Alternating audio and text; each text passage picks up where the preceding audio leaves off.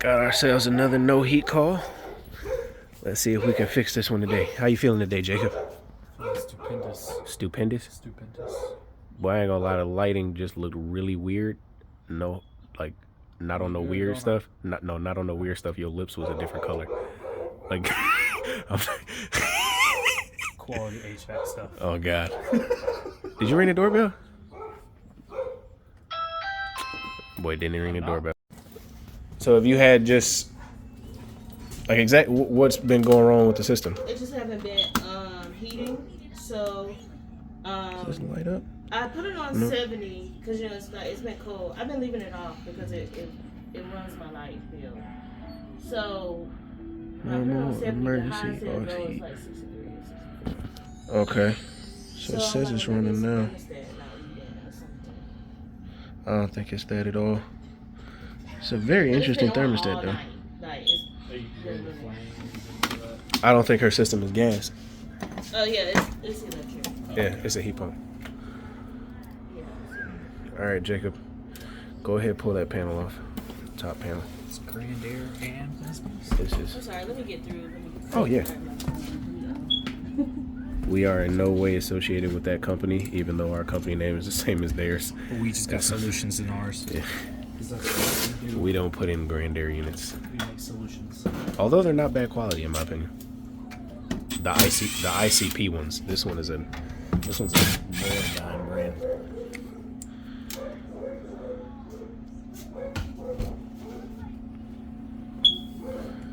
Seems like the blower motor's running. Yep. All right. First thing I want you to do, since it's calling for heat, this is just.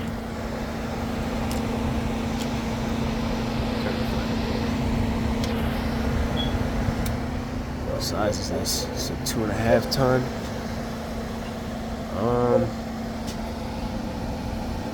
Looks like I don't know if I'm not gonna be able to zoom in like this, even though I see it right back there.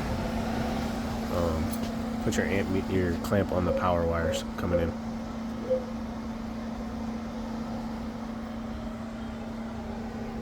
Think kW heat strips. Is it 10K? Yep. All right. You said put it where? Put your clamp meter set it to amps, and then put it on the high voltage wires coming in from the disconnect. You'll only need one. Don't do both. It's not gonna read right. Hey. So we've got 9 amps. Take that off. Put it on the black wire coming off the blower motor right there. Is that pulling 9 amps? 1.2. So something's pulling. One of the strips is working. We gotta figure that out. So, kind of suspected that the sequencer, which, if anybody's not in the heat and air field doesn't know, the sequencer gets 24 volts on the bottom, and it warms up the coil, and the thermal disc inside kind of makes contact with the first level of contacts here and then the second level.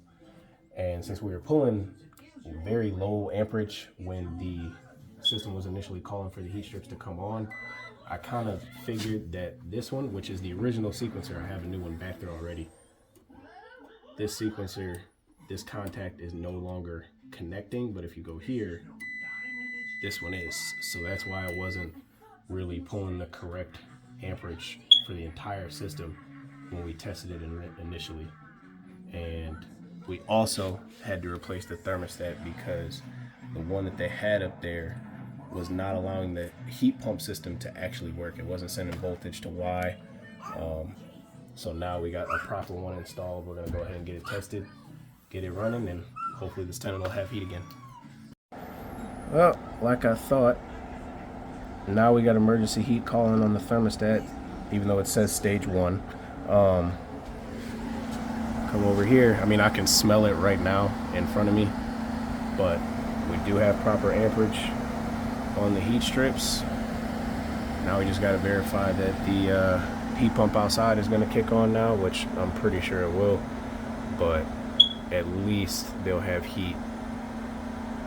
So I really want to check out the new tool I got though. Let's see. I'm gonna go ahead and walk around. Got this on Amazon for about 30 bucks.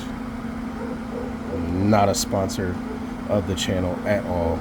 I literally just saw another YouTuber use this, and I thought I could use this to help figure out people's airflow in their vents. So I'm gonna go ahead and walk through how I'm gonna intend to use this on my day-to-day calls, because there are always airflow issues on these rental properties. So with this digital anemometer, you can figure out the wind speed at a different type of measurements. I currently have it set for feet per minute, but you have feet per second, meters per second, kilometers per hour, knots, and miles per hour. I know on Amazon a lot of the reviews were people who were hunters using this. There were very few HVAC people on there that I could see. But even though airflow is measured in CFM per minute, oh, am I not gonna be, there we go. These kind of diffusers are terrible, but putting this up here, I can say, okay, it's 502.3 feet per minute. Now, even though it's measured in cubic feet per minute, I kind of have to do a whole lot of different measurements off camera that could tell me CFM, but for the sake of time, I probably won't do that. I mean, you have to know like the exact area of the vent size coming out. I could dumb it down to the pipe size too, but I'm not going to do that. But it'll just let me know if vents are pretty much blowing good, blowing bad. I think it's a pretty useful tool. I'll recommend it to anybody who's doing day-to-day residential work. Really, I think it's useful. But that's pretty much it for today. We got a lot going on, don't we, Jacob? Let's keep it going. Grand Air Solutions. Real quick, Jacob wanted to get his hands on it and try it. And he's reading a fairly large number. Is that 800? Yeah, 813. So what that's letting me know, because the unit is in a closet right over here, so more than likely without me having to pop my head in the attic, this ductwork is probably all just spidered off from the plenum. And since this one's closer, a lot more air is being distributed to this one as opposed to the one I just checked over there. That's something that the property management really isn't going to pay too much attention to, but it lets me know kind of how the ductwork is laid out and that there's poor air balancing. I mean, that's a lot coming through just a 6-inch vent, and that's just in feet per minute. I guarantee it'd be over the estimated rule of thumb for a 6-inch on CFM calculations.